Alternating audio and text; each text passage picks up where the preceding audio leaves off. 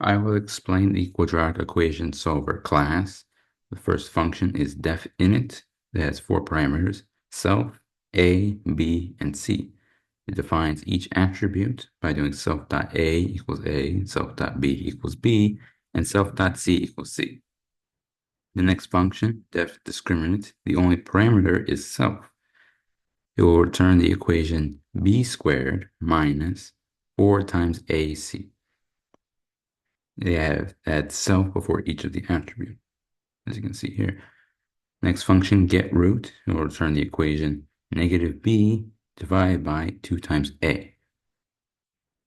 The getRoots function has two variables, r1 and r2. r1 has the equation negative b plus the square root of the discriminant equation divided by 2 times a.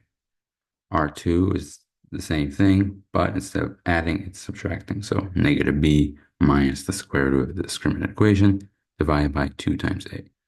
And it returns those two.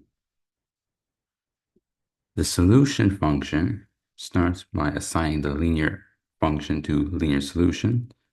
And so if we go down here, it has the linear function has two if statements. So if a is equal to 0 and b does not equal 0, it will return the equation negative c divided by b.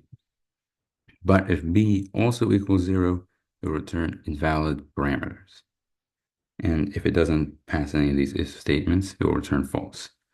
So back to solution. If the linear solution does not equal false, return this equation or invalid parameters. So, but if it's equal to false, it'll go here to these if statements.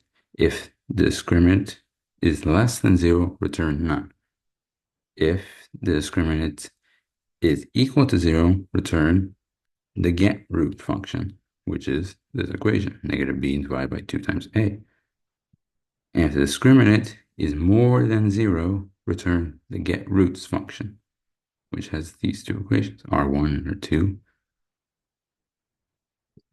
And we go down to def main, which is, so it assigns the class, the quadratic equation solver class, A, B, and C, assigns the solution to result. And if the result equals none, print the equation has no real roots.